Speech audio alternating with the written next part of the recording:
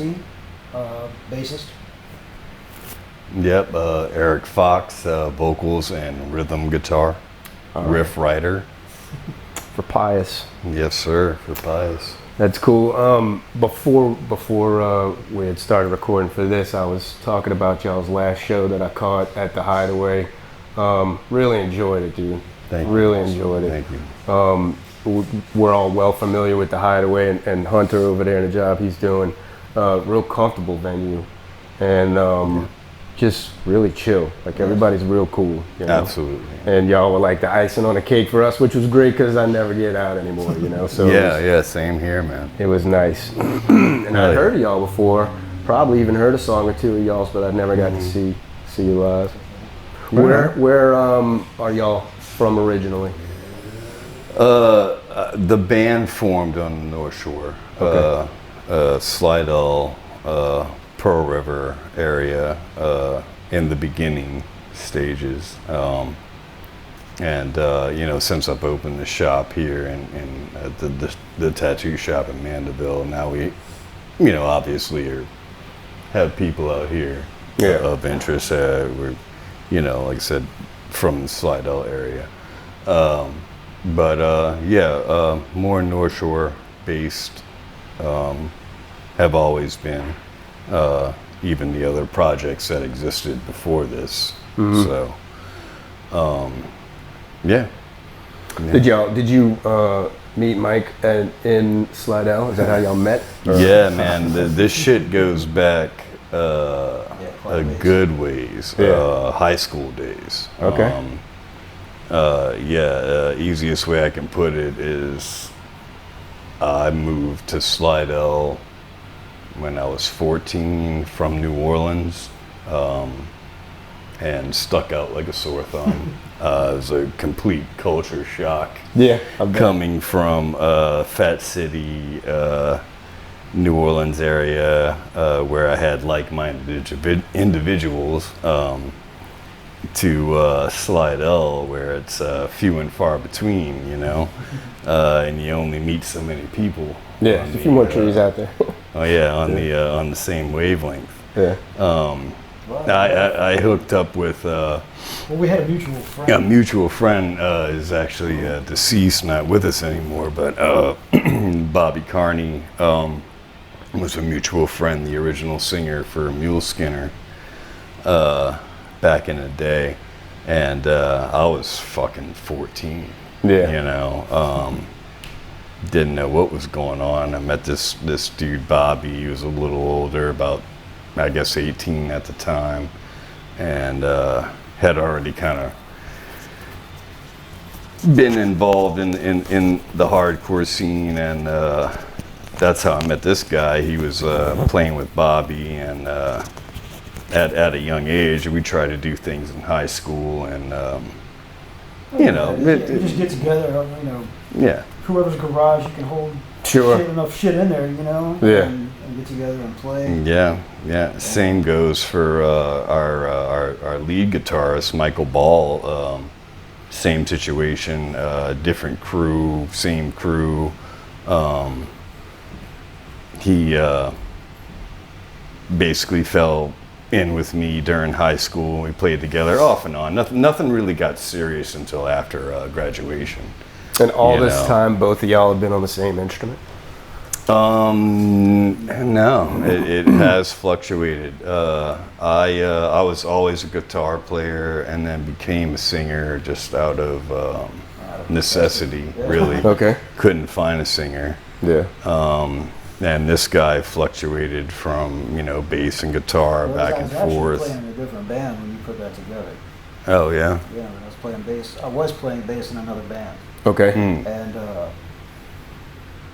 I ended up leaving that band, and they put a guitar on layaway at a pawn shop, And about a week after I did that, he hit me up, and he's like, thinking about getting another guitar player, and see, how would you feel about coming and trying out? I'm like, it's fucking perfect timing. Yeah.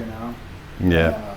It worked out, and been pretty much playing with the same group of assholes ever since. That's Yeah, amazing, dude. You don't yeah. find that too often, honestly. It's hard, It's a fortune. and that's our biggest deal is our longevity of being like in, you know, different projects, but still kind of the same members over the past 25 years. You know, the quarter century we're talking about here. Right. You know, and it's developed over time. I mean, eventually, first off, we started Captain Howdy, was the original name of the band, and same drummer from today, from PIOUS, Donald Albanese.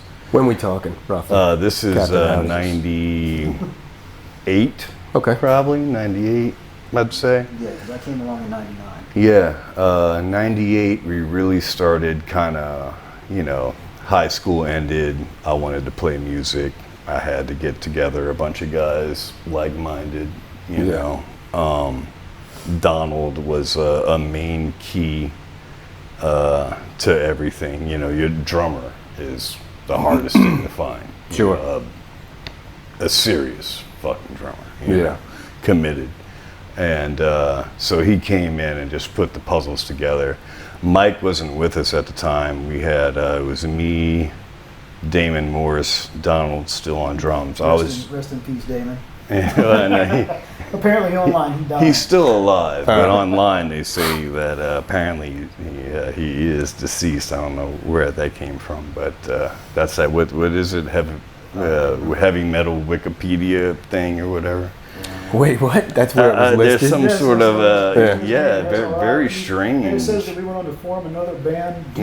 Due to his death, and that he's still alive and doing well, and we love you, Day. You know. I mean, if that was a publicity stunt, kudos. Yeah, man. It who worked. knows how the hell everybody's still talking about it. Right.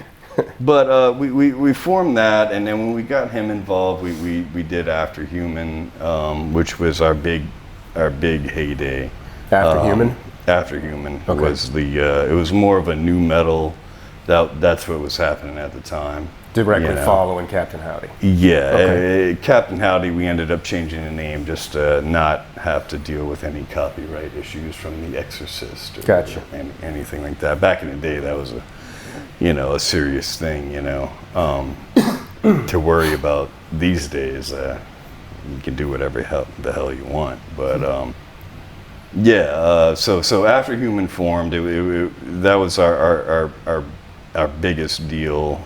We got him on board and played a lot on the Gulf Coast, CPR Fest, things like that. And that's what we're talking about, the Zeppelin shows and all all that time, you know, it was a good time. It was a real good time for the local scene, you know, that late 90s. And the early 2000s, a little too good sometimes. Yeah. But to back it up for a second, if you don't mind, leading up to this, I had a few questions. Sure. One was like, what level of a player are we talking is coming from the both of you at, would you say early teens, like 14, 15, 16? That's when y'all started kind of pretty much, yeah. I mean, coming together, making moves, so to speak, you know. How good of a player? I don't even know how to quantify that, so I won't say scale of 1 to 10. You know what I'm saying? Because who the hell knows what that means? That was absolutely horrible, man. Really? You know, you just make a lot of noise until it makes sense. Yeah. You know, and you knew you wanted it though. Oh yeah. There was no question. Yeah. It's always been love, you know. But like he's saying, you know, at that time. You're just trying to grasp at what other bands you're listening to or doing. Yeah. Get that general oomph from them and incorporate it into what you're doing. You know? Were you?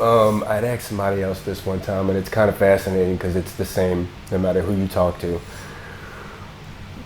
Let's say, Mike, you're playing guitar, and at the time, and you're listening to whoever's got the new drop, some metal music, and you hear the song, you like the song. Now the next time you listen to the song, are you listening more to the guitar? Are you like, is the guitar, Like, is it almost like work tape, you know what I'm saying? Back then or now? Back then. Back then, no, I was always trying to figure out layering. Okay. So I was trying to listen to how everything kind of coincided with each other. Okay, the elements, So- all the elements, got you. Yeah, like how you would blend, or how, you know, they're thrown off at first about how a bass player would be playing something completely different than the guitars, and how everything came together and still made sense. Yeah, You know, okay. because obviously you start off, it's real easy, you just play what everybody's playing in unison. Sure. You know, so I started really paying attention to structure as opposed to individual entities. Expanding your mind, man. I know it sounds corny, but it's true, you know? No, yep. How about yourself, man? Me personally, during that time, I was trying to lead on what was happening. That was me Like during that innovation, time. you mean? Well, back then, my main objective was to make it, so to speak, Sure. in the music industry. So I was always looking to see what was the new thing, what was the future, what was happening. But I will say this in contrast to what finally evolved in the PIOUS is, I guess it just comes with maturity, is that I left that all behind to stick with this project here was put together for the main purpose of timelessness. Okay. You know, something that holds up over Yeah. time. Because at that point, excuse me, in my life, I wanted to make whatever was going to be the big thing to sell. you What know? was it to you? Was it what's missing, or what is popular at the moment, or in a trend of sorts, or what's not even there yet? Probably a little bit of both. You know, Yeah. what's happening and what can I add to it, you know, Sure. at the time. Nowadays, I will say with this project, and that's, I guess that just came, like I said, over years of playing and watching fads come and go, you know, really just kind of breaking it down to what is really gonna last. Yeah. You know, at this point in my life, it's like I want to be able to listen back to a PIOUS track 20 years from now and say, hey, that makes sense. It's kind of in the same vein of like anything that's timeless that makes sense. You can go back and listen to like early Danzig albums, and you know everything pulls from like Sabbath or you know whatever, and just these timeless aspects of rock and roll that just Sure. are never going to go away. Yeah. You know, we had tried, you know, several projects I didn't even get into. You know, you had Captain Howdy, we had After Human, then we did Saints of Helltown, which was more of like a Faith No More kind of vibe. But after all was said and done, it was like at the end of the day, it's like, you know, you try and do this, you try and do that, but at the end of the day, what's really going to stick? You know, what has really always been strong? You know, and those Sabbath riffs and are always going to make sense. You know, and Yeah. I Hate God, you know, and all of this, the local scene that just has had its longevity. Sure. You know, over the years. You know, and it just made sense to me to create a band at this point in my life that this will make sense. Yeah. To me. I think. 20 Bearing years that in from mind, or viewing the landscape through those lenses, do you then go further back in time to find inspiration and find what you prefer to build on, because those things are more considered timeless? now. Absolutely. Yeah. I would say that during that time is when I started delving into things that existed, you know. Before your time. Yeah, So you were exactly. discovering To- things in the past you were discovering. Yeah, that was my time to like go. I mean, I'd always backtrack to a degree, but at that time, I'm like, well, what really ties all this together? You Yeah. know what I mean? What has always made sense? You know, I was like, love- you I can love listen that. to Master of Puppets right now, and it Yeah. still fucking makes sense. Yeah. You know what I mean? They're not.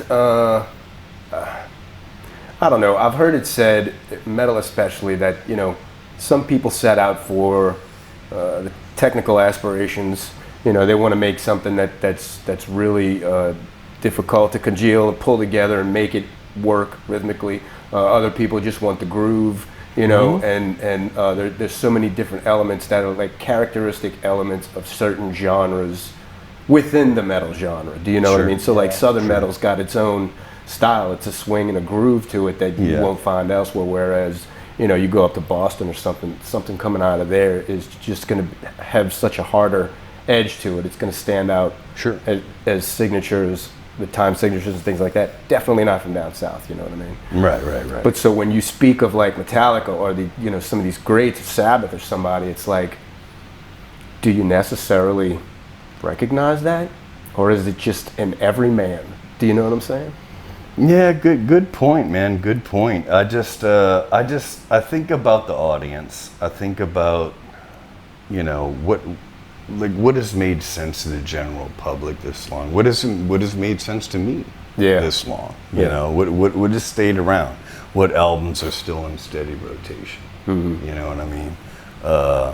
For me, and hey, that's my perspective. To me, it's the nitty gritty, man. The back to the basics of Zeppelin and Sabbath and these things that are even kids today just still understand. You know that Zeppelin and Sabbath still make sense. You know, it is a language everybody still speaks. Yeah, and you know what? I think going back in time, you're putting yourself closer to the source itself, because Zeppelin was not regurgitating, that sounds retarded, but Zeppelin was flipping on blues riffs, you know what I'm saying? Well, and the blues is like the keystone, you know what I'm saying? So it would make sense to go back because you're closer to the source, you know what I mean? Yeah. So I mean, I like that, I understand that's you know? really was the deal with PIOUS, because like I said, the projects before, you know, you're a youngster, you know, you're trying to come up, you get involved in whatever scene is happening at the time, and over the years, though, by the time you hit freaking 35, you know, 40 years old, you start kind of looking at this like, well, what really holds the test of time? You know, that's really been my objective with this project. You know? What about you, Mike? How's it changed over the years? As far as, I guess, what your aspirations were, what you kind of found yourself gravitating towards, what drove you? It's the same thing to an extent. As far as, you know, you first start out, you want to be able to make it. You want to be able to make money and play music. You know, just that's all you want to do. You know? Shotgun pattern, whatever can stick at the time. I mean, I quit school really early, and told my parents I'm going to be an artist or a musician. I set out to not give myself another choice. Gotcha. You did both. Yeah, both now, but you're a maniac. Yeah, crazy man. But yeah, I mean, it's a lot like what he's saying. You reach a certain point where it's like, it'd still be nice to be able to consistently make a living playing music. Yeah. But it really doesn't matter. The only thing that really matters is trying to make something that is solid. Yeah. You know, I mean, you can follow trends, you can do all this other stuff, but what do you really do? I mean, it's my opinion, but sure, it really needs to be more natural. It needs to be more you as an individual. Sure. And it's making sense to you, even like the direction of PIOUS, obviously. Yeah. Oh, yeah. It's something that you really like the idea of. And I can't say too much about what we got coming, but definitely. Everybody says that, you know, oh, what we got coming up. No, I mean it's actually it's another step. It still sounds like us. We're still doing what we do, but we've reached a whole other level with it, and I think it's climbing that ladder. A whole other level to what degree or what aspect? Everything, really. I mean, the layering is very consistent. The creativity behind it, it's melodic when it needs to be melodic. It's heavy as fuck when it needs to be heavy. Yeah. And like I said, I don't want to give off too much about it, but it's yeah, man, it's just more solid to me. in Yeah. my head, like the writing aspect of it. Every time you do it and you go up that ladder, you take the step, and it keeps pushing you.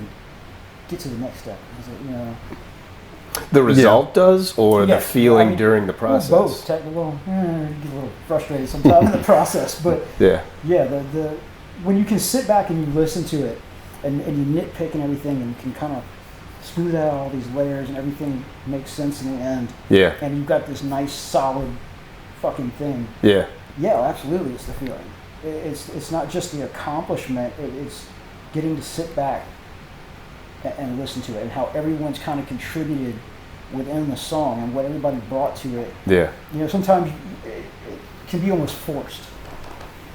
So in reflection of what he's saying, man, it's like, you know, that timeless sound that we're searching for basically is growing and taking different avenues, I guess. And adding more influences that we've had, you know, rather than just sticking to the, you know, the blues aspect of Zeppelin and Sabbath and stuff. And now we're starting to pull from different avenues of things that we've appreciated over the years, whether it be King Crimson or Tom Waits or any of these obscure that wouldn't necessarily be labeled metal. Yeah. Aspects, and bringing them in mainly in same situation, because they're timeless sounds. What were you both listening to really early on as a child? What kind of music filled your homes? You can go first. Oh, well, again, what are we talking about? Like from jump? Yeah. That's what I'm saying, like from the baby genre, like deep? once we got into music. Yeah, like or- Original, elementary school. like first time you heard music. around the Yeah. house. I Yeah. mean, there was a lot of Creedence. Okay. Nice. That was a lot of Creedence. Man. Trying to think back, you know, it was a long time ago. Yeah. Yeah. I know the feeling. For me, dude, I was raised in a Beatle family. It was Okay. the Beatles all day long on vinyl, through the big sound systems back in the day. Oh, I love that. You know, yeah, and just run. I mean, literally, and a little backstory, but yeah, the Beatles was the main thing. That was the first real music I was introduced to. I remember before I could even speak properly. You know, like I said, just running around in diapers. But little backstory is my drummer, or our drummer, was a friend of the family. We grew up together. Okay. So my dad and his dad still play music today. Nice. Together. Yeah. So they went to high school together. And so it's kind of a family thing. So he's like a legacy drummer. Yeah, Like at the basically, frat, yeah. you know? And which is totally weird, is we never worked together or even communicated really through my high school years. It wasn't until I had graduated and really wanted to take music seriously and was looking for a serious drummer, that he came to the plate. I was like, well, hell, man, I knew this guy forever. Yeah. Sure, I felt think right. our fucking dads have a show this weekend. That's awesome, dude. Where he's a percussionist, my dad's a bassist, and so it's kind of a family thing, man. So Donald just came in, and it fit. It was. That's excellent. It wasn't even trying. It Yeah. was, and like I said, drummers, dude. You know, to find that one, it's tough. Yeah. But when he came aboard, it was like I said, what you said, 98, something like that. I just graduated high school again. I was ready to do the music thing solely, and we needed a drummer, and I knew the guy. So we hit up Donald. He came in, fit fucking perfectly. He's been there for 25 years and still laying down beats. Now, when you asked him to come try out, were you familiar with his work? Because y'all didn't really communicate much before that time. Now, what's crazy about Donald, Well, there's a lot Pick crazy. one, yeah. There's a lot fucking crazy about Donald, but as far as his music is concerned, he is the least metal of any of us. Me and him are really the only two that's what makes PIOUS so what it is me and him are the two that are on the page of the Sabbath, the Zeppelin, the old timeless classic metal stuff, whereas Donald and we call him Balls, we'll just call him Balls because it's Balls, our lead guitarist. They're way out on different levels of music listening. Donald was more of into Beck and Modest Mouse, and he listens to everything basically but metal, but plays like a beast. Yeah. You know, so it adds this extra sense of creativity, I guess, to his playing, because he's not always doing the typical metal time you know, signature okay, well, shit. here comes a double bass. The dude doesn't even use double bass. See, no, I'm not doing it. Do this. No, refuses. But which is great because he makes up for it with this technical work and all this stuff. You need an that just makes eclectic it great, man. source of inspiration. Sometimes at rehearsal, I'll just stop playing or just going through all the stuff and just watch him play. Yeah. I love watching him play. And the same goes for Michael Ball. I mean, he came up in more of a like an indie rock, Jesus Lizard kind of background, but still metal. I mean, both of them still had their aggressive music in their genres, but they were more in indie rock, which I think added a different spunk. To me and him, because me and him are just always been. It's always been just suffocation, deicide, terrorizer, on down the line, man. But we needed that, I think, to separate us. Well, it's interesting too. I know some of your work has points in it where you do just start to sing melodically instead of kicking ass, but then you move on to kick ass later. Do you know what I'm saying? And I kind of feel like having this eclectic group of people makes sure that happens. Do you know what I mean? Like it ensures that it's going to be a part of the blood inside the veins of PIOUS, if you will. That's what we were saying. Everybody, you can hear everyone's contribution. Yeah, that's excellent. Yeah, and it makes for a good time, man. It's if everybody's on the same page, you're just gonna fall into whatever genre. Yeah. When you start getting guys that are you're on the same mission, but at the same time you're pulling from different sources. Yeah. It makes for something interesting. Yeah, as long as the lines of communication are open, y'all are open and honest about it with each other. Exactly. I've interviewed somebody before where it wasn't a healthy atmosphere. Like they would just tell her to shut the hell up. You know what I'm saying? Hard to find, yeah. And she was a vocalist and she can't reach that range, so they're shooting themselves in the foot. It's basically what you do is you cut yourself off. We've all known each other for so long. I mean, I could walk in and be like, I got this riff listed, and Donald would be like, that's stupid. and we just laugh, okay, fine, fuck it. That's awesome, though. But we don't get Yeah, the egos are gone. That's because goddamn 25 years into this, it's like we're a goddamn family, dude. If somebody says it's fucking stupid, it ain't getting used. What doesn't work? 25 years in, what hasn't worked that you just can't do? You can't do, or you shouldn't do because it doesn't work well for you. Well, I mean, we couldn't. You know what I'm saying? Say like we were saying earlier, if we go in there, Donald's not going to play a blast beat. He might add something in there. He'll add his own spice to it. He does something, but he's not going to just. Yeah, there are some things. Yeah, it's not that he can't do it, but that's not where he's coming from. Right. He would feel that was misrepresenting him if he were to. So he says, okay, I'm going to take this, but I'm going to do it how I want to fucking do it. And you end up with this really weird beat, and... Yeah, a riff that could call for straight double bass, you know, or blast beat, he's going to turn into something else. So I think the death metal songs are great. Frank Zappa. And that, I guess that's why there's no argument, is because in the end we trust that he's going to bring it to the table. It's valid, in a different way. Sure. And give it a different feel, you know. So I had interviewed some guys in the band. There's like, it's 9 pieces, and they're all really young. So I'm like, how do you even coordinate this? Because you said 9? Yeah.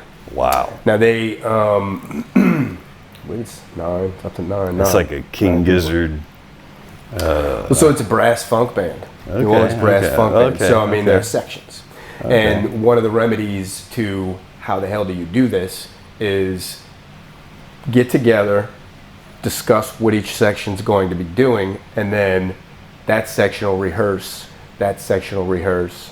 And what's the kicker is they're fond of the old school style of recording where you just set the mics up in the room and you all come together. Just get the full sound. Right. And they're really into that, and they're living by that. But when you think about what it takes for 9 schedules to converge, it's it's like Jesus Christ. Yeah, that's the comment that comes around once every 100 years or something, you know. Yeah, well, that's what I was saying. You know, it's to get that 9 dudes to boom. He's got boxing. Hats off. Hats off. Yeah. But so, what else have you discovered? Has it worked over the years that you've kind of been able to trim out? Fads. If I could say anything, fads. I try not to. I mean, hell, we're at the age now. I'm in my mid 40s, man. I have no idea what the hell is going on in pop culture. I don't care. Yeah. You know. I think we've quit that by now. Yeah, just do what we do. I don't know. Yeah. I mean, really, more or less just focus on what does work. Yeah, it's about what works. Like you're in a very comfortable position. What works, dude? I mean, 25 years in this, you know, even if it is a new metal feel, which is totally outdated, but I mean, like, don't disregard anything. If it works, it works. You know what I mean? For everybody that's listening, could you possibly describe how you feel like you sound? I hate saying like what genre are you, because it's a pigeonhole, but you know, kind of give them a taste of what it feels like to listen to PIOUS. Timeless is the word. It's a hard question, you know. It's always the word I use. It's timeless. It's you know, the riffs are made from what has always made sense. Now we build on that. We do, you know, when I say that, I don't mean it's a generic feel. Like, okay, so you got your Sabbath riff. Okay, well, you got your Sabbath riff, but then this guy comes on and he does this like crazy bass line lead thing that goes over the Sabbath riff. Sure. And then the drums kick in, which would be some weird offbeat that would not be expected for that doom Sabbath sound. And you know, you might get a more marching. We have a song that some people have compared to like a Mardi Gras marching band kind of thing. Drum rolls and shit. But it's all about, I guess to me, it's taking those fundamentals of I keep bringing up that classic sound thing, but then building on top of it to make it your own. You know, well, that's what I was gonna say. Make it what it is. You're saying that you're very comfortable. You're in a comfortable space because of the length of time you know the members. Yeah. But you also have to realize that remaining timeless and bringing something new to the table are kind of oxymorons, and it's hard. It's a hard line to walk gracefully, I'll say. Do you know what I mean? I will say, like, at this time, dude, when's the last time you heard a band, you know, that's just been like, I've never heard that before. Yeah. You know what I mean? A lot of bands these days, and it's not a bad thing, are pulling from, you know, you have to, what happened before you, and then build on top of that. Sure. You know, so, yeah. I had a guy basically take a stand. on an interview, and it was about basically cover bands versus originals. Because over the course of the time that I've been doing this, I mean, you have cover bands and you have original bands, and sometimes the original bands will say, I'll never play a cover, but then sometimes the original bands will play covers because it's just a tune they like and they put their own spin on it. And then there's also cover bands that start out as cover bands, but they're writing their own material here and there, and they kind of sprinkle it in between because since they're a cover band, they get like a 3 or 4 hour set. So they're like, they're like, we'll just play whatever the fuck we want. You know what I'm saying? And here's a new one, and then we'll go back to playing Dylan. And then here's a new one, and we'll go back to playing Zeppelin, whatever it is, For yourself, remakes, things, do you do that? What do you like to do? And what interests you about doing that? Cover? Yeah, any. Yeah, we only have one, right? Yeah, with this one, man. This project, we only have one cover. We decided to do our own remake of Tom Waits' Going Out West. Okay. And it's, as far as the fans are concerned, unfortunately, one of their favorite songs on the album is one we didn't write. But no, it's when you take a cover like Going Out West, which has the abilities to be, it's really let up. I mean, any Tom Waits song, not any, but some of his stuff could easily be converged into some heavy shit. Okay, it translates well into heavy. Obviously, it converts over well. So Going Out West, it's a tough fucking song, man, and that is what I think is the best way when it comes to covers, is obviously just take it, don't disrespect it, give it your own flair, but still keep it true to itself, but give it as much of its original flair as possible. But it translated well, and people love it. So yeah, there could be more. And what I like about covers though is I don't want them to be expected. Like, say you sound like we've been compared to Clutch. Okay. A lot. I would probably never cover a Clutch song, due to that, because it's obvious. It's like I get what you're saying. Yeah, it's let's pick something. It's not Muddy the Water. I'd do Cyndi Lauper, before let's do a heavy version of Girls Just Want to Have Fun, before we did anything else. What was the reason for choosing Going Out West? That was an accident. We were looking for something. We wanted to do a cover, and we were flipping through songs, and I think it popped on Balls' phone, and he thought it was a different song. I think he was looking for what the hell is that one? Goddamn, Hell Broke Loose. Oh yeah. He was looking for a more recent Tom Waits song, and then all of a sudden he popped on Going Out West on it on a whim, and I was like, whoa, and everybody simultaneously, it's like, hey, let's do Going Out West, man. Yeah, that's tight. And it worked out. It worked out good. I talked to I don't know if I ever knew his name, from Green Gasoline. Oh yeah, I heard they recently broke up. Yeah, well, bummer. Right. Yeah, so he told me about that because I was going to interview him, but he told me that, don't say anything, but we're kind of on hiatus, and then he went and announced it. But so I was going back and forth with him because I love their song Medusa. Okay. And I was like, how the hell did you write that? That's awesome. He's like, oh, it's actually from a band called Trapeze from the early 70s. And I was like, no shit. You never know, man. Well, see, you can pull. Right. Well, what I'm leading up to is I've always found it fascinating to find out that it is a cover, and who did it originally, and then of course you're going to go listen to the original. But now you're introduced to this artist because this band remade the song, and then you get to compare them, and then dive into his catalog a little bit, that band's catalog, you know. Yeah. That's the exploration, and I love that factor. Growing up, I was a fan of hip hop too, and the sampling, I always felt like it caused me.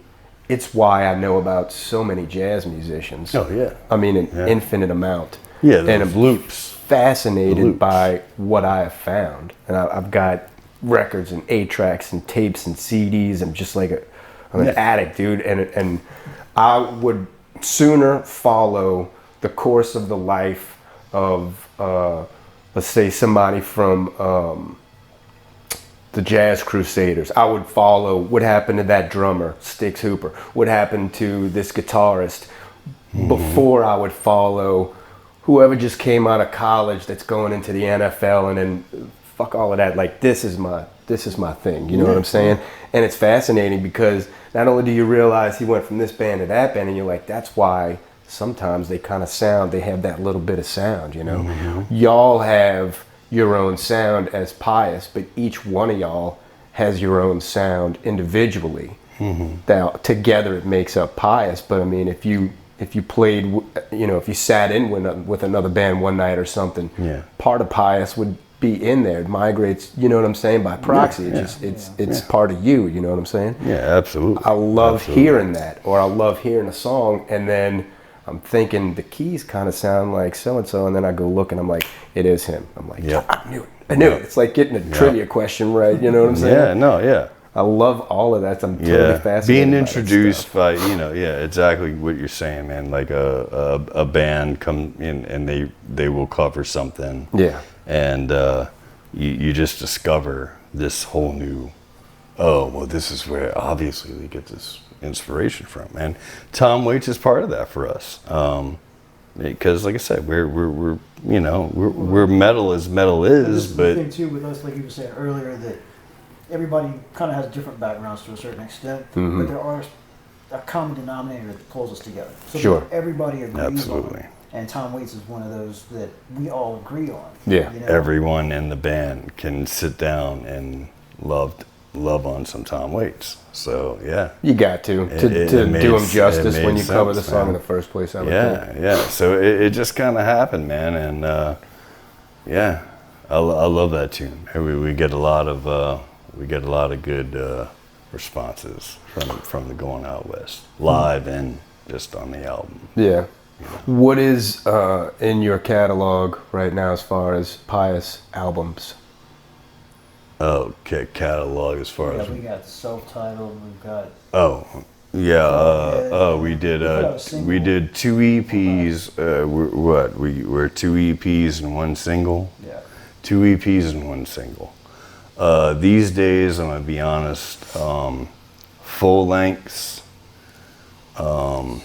I'll give my response on that because full lengths, I feel like the times we're in that people really don't have the mental capability. The attention span.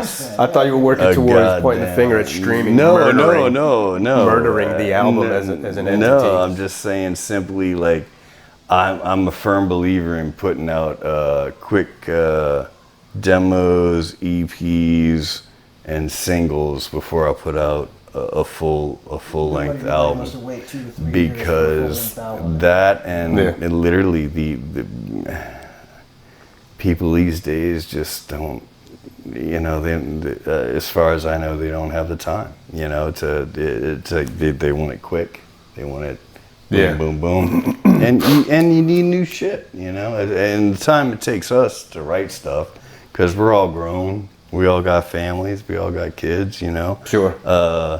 By the time we're putting new stuff out, you know, we ain't got time to write, you know, 10, 12 songs, you know, that's gonna take us forever.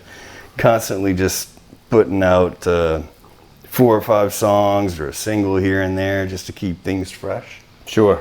That's the agenda. You know, it's crazy to me that it's kind of shelving the idea that an album put forth in the first place, which was basically one long statement kind of threaded together by many small statements and songs. In other words, it took you on a journey. Do you know what I mean? Sure. And I guess emotionally, the amount of energy that you felt going from song 1 to, let's say, song 12, it was meant to start in a place and then bring you from that place to another place and then deliver you somewhere. Yeah, sure. Whereas now there's no connection between the songs anymore because of the way that we're forced to, I'm saying with streaming, forced to deliver it, distribute it, if you will. Yeah. You know? Yeah. And it's kind of an element of music that has gone by the wayside, and it's a shame. And it's a balance because you still do have your dudes that are, you know, stoked about getting that vinyl. Sure. You know, Yeah. to like let's consume this.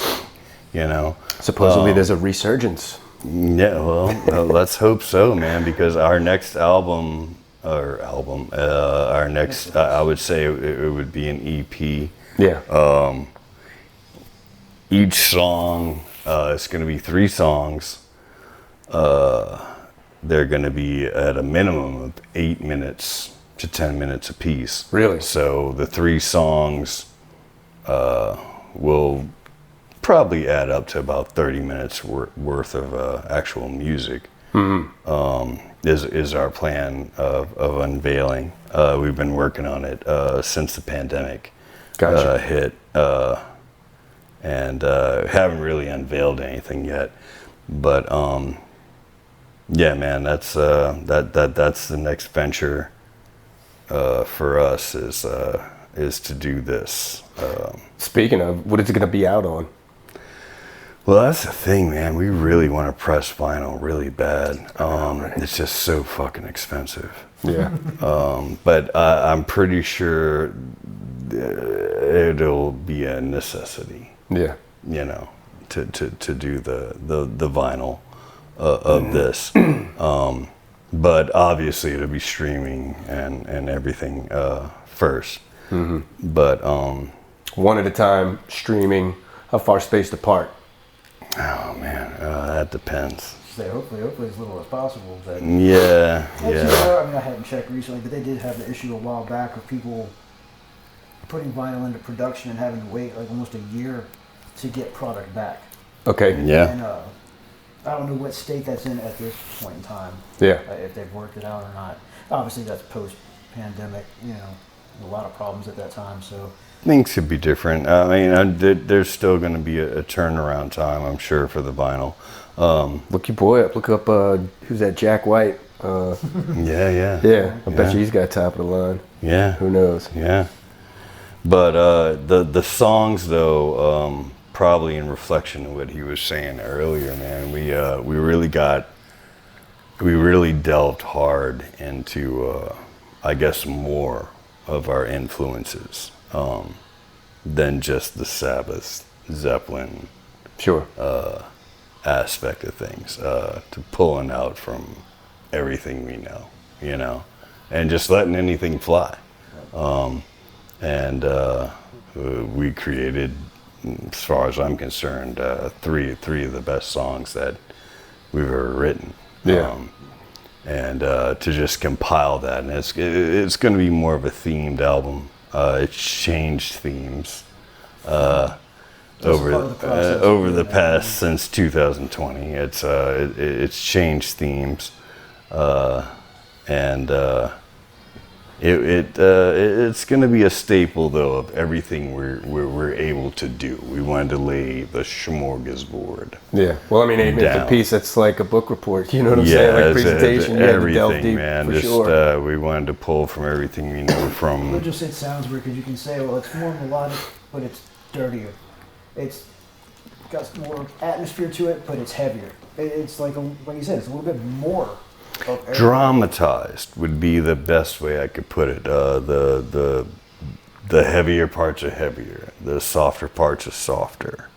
Yeah, that's cool too, though, because I mean, trying when to you take more of the contrast like that, it dynamic. amplifies each Right. in its Yeah. own right. You know what I'm Yeah, saying? If just- you just hear soft all the time, you don't realize how soft it is until you hear something heavy. Mm-hmm. You know? A lot more dynamic to this one, man. Just really pulling from everything we've witnessed. Sure. You know, musically. 3 songs, man. How many didn't make the cut?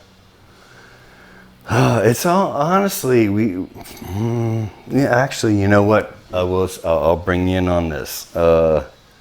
Is this juice like we were talking about earlier? Is this the juice? This is the juice. Thanks for the juice, Eric. So the juice is coming. All right. The juice is loose. The juice is loose. All right. So the first 2 songs came perfect.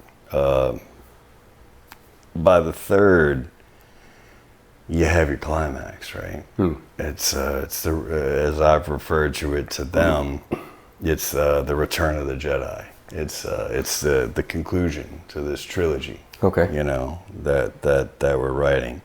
So the hardest goddamn thing was, where do we start this? Where do you begin that song, or where do you begin the album? Because, like I said, we That had song. Yeah, exactly. So how do we start Return of the Jedi? You know, in this trilogy we're writing. So the first song is probably 8+ minutes. Second song about the same, between 8 to 10 minutes. Yeah. So there are these epic movements, so to speak, and then by the time, which we just blew our load on, you know, just like everything we had is in these songs. Sure. And then by the time you get to your third one, it's like, what the frickin' frack are we gonna do, man? We started that like 2 or 3 times. So literally we've had, I would say, 5 to 6 versions of that start that didn't work. Got you. But what's happening at like minute 5 where you're like, nope, it needs 3 more minutes? Like, you know, do you feel like, because you're saying you're putting everything that you can think into it? It's actually, we did it almost the opposite. We had one song that we got, that was almost 10 minutes long, and we chopped about 2 minutes off of that song. Gotcha. Oh yeah, that's true. That's true. The middle one, we did cut some off the back, because, you know, we're evaluating what's going to work, you know. And then obviously when you work with a producer, they may have different ideas depending on who you're working with. Who's yours for this? Oh man, Yeah, we've been over that too. that's a tough one, dude. We David Troya is a great engineer. We've worked with him in the past. Jack Mealy, awesome on the Holy Smoke single that we just did. We loved studio in the country. Bogalusa. Absolutely fell in love with that place when we went there. Didn't know you could rent it out for the night, you know, and actually stay there. I have not been. So, dude, so killer. The history of that place. The easiest way I can put it, well, the history is great, but I mean, just as far as the atmosphere, the easiest way I put it to everybody is that it genuinely looks like Ron Burgundy's house. Beautiful. So like total. So you're just like walking around fondling leather-bound books, dude, and mahogany. All absolutely, right. Absolutely, and the whole vibe of the place is killer. We're definitely gonna go there. It just depends on who we're actually gonna work with. Jay Wesley and who's the other guy? Shane. Shane Wesley from Crowbar. And Jay Wesley, they work there. Gotcha. Well, more than likely, I think I'm gonna steer that way, and see what they have to offer for these 3 songs. I have a good feeling about those guys. They did, I think they did Green Gasolines. Yeah, they did Ox. Last album. Oxes, Okay. Yeah. Okay. I don't know who their engineer was, but I know Ox went there for it. Right on. I think it was Jay. Yeah, that'll probably be the route for the next 3 songs, and Shane and Jay, both of them, just super fucking cool. That's the thing, yeah. I mean, That's what I want. And him as well. I'm sorry to keep interrupting you, and not even letting this guy talk over here. But yeah, we're just looking for a comfortable atmosphere, man. So What is? And I know some people hate this question, but when? When are we talking? Because now you're on the record. You're on the record now. Yeah, This is really the juice. well, since we played our last show, it's the longest hiatus. Pious has ever been on. Is we ain't played in 2 months. 2 months. It's the longest break we've ever had. We're going to get back at it pretty strong in the next 2 or 3 weeks. I think we'll be ready to get back at it. Specifically, what is that? Performing or getting these Really, tracks recorded? the main thing is writing this last song. Okay. The last song, and then start getting ready for the actual studio time.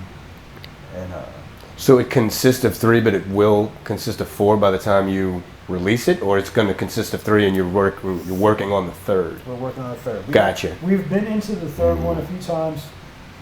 Nothing has actually been thrown out. Yeah. Just kind of rearranged, Sure.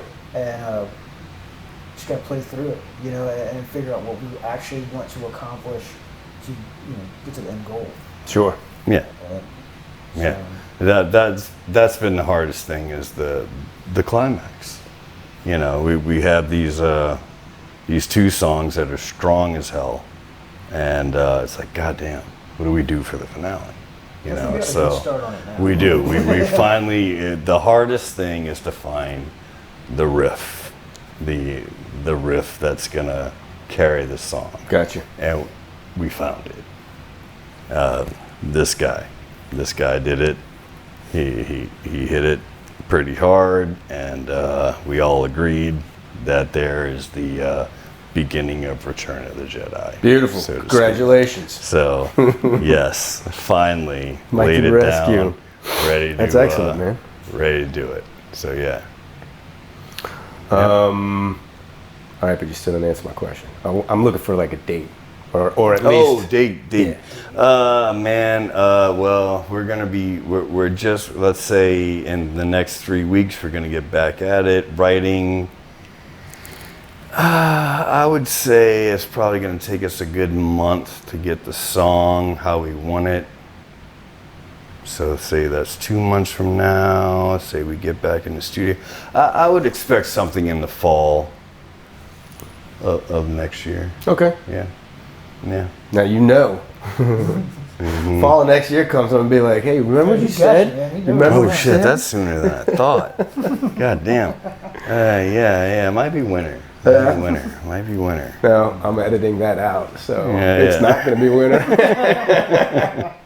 We'll But see what so happens. That's cool, man. We'll see what Places where they can find all things pious. We're streaming on everything, dude. So Okay. yeah, it's all out there. Spotify, Pandora, YouTube Music, Apple Music. Bandcamp. It's everywhere. Our Bandcamp. Yeah, wherever you can find music, Pious does exist. Yes, and So- NewOrleansMusicians.com too. And there as well. Yeah. Absolutely. And you feel like it's going to be, there's going to be some vinyl involved, you're hoping, but you're not sure. You know what? It's an aspiration at this point. Don't be scared. I haven't really. It's just we got to do a little bit more research on it to make sure. Yeah. Again, like I said, turnaround times. We looked into it a while back, but a lot's changed in that time. Sure. So. Yeah. Okay. If I had to, honestly, my plan for vinyl, because you have to have a lot of room for vinyl. Yeah. Well, to a degree. My plan was honestly to have like kind of a best of, or a collection for the vinyl to fill it up. Considering the fact that we have, not so much material for Pious. We have recorded maybe 11 to.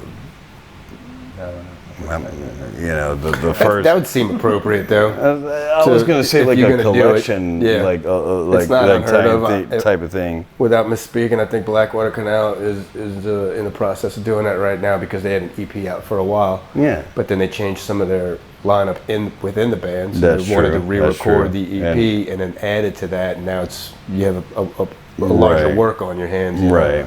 So that's Right. substantial, and you're giving your listeners more bang for their buck. You know what I mean? Yeah, absolutely. And yeah, Blackwater Canal, Blake, good So people. so who's gonna do y'all's art for the album? No, I'm just kidding. Actually, I'm thinking about painting. Yeah. Thinking about painting again. I'm gonna do some acrylic. I have an idea. I haven't told you that yet. It's either gonna be that or this guy is a digital wizard. Right. He does most of our graphics for T-shirts, album covers, all that kind of shit. Yes. So it's either gonna be going that route or a combination of two. I may paint something and give it to him to kind of digitize, but I'll let y'all know just because. Can't give them everything. You can't give them all the juice. No. Not all the let juice y'all is know, loose. dude. We were kicking around ideas, but the name of this next epic adventure may be Black Magic and Robots. Oh yeah. Okay. I like that. Okay. That's fun. And the little pun for everybody out there listening, we're at Turning Point Tattoo Shop, and where Eric resides. He washes his feet in the sink in the back, and lives here. I'm just kidding. Shout out to your shop, though. I wanted to let everybody know. Oh yeah, thank you. You're out Thank here you. on the North Shore. How long? This shop has been here. We've been open for 13 years. Okay. Yeah. Nice. Yeah. Longevity. Yeah, y'all are all about longevity, right? Timeless. That's the thing, man. Hanging in there. That's cool. know? Definitely. I appreciate your time, man. Oh, same here, brother. It's been great. Thank you. Absolutely.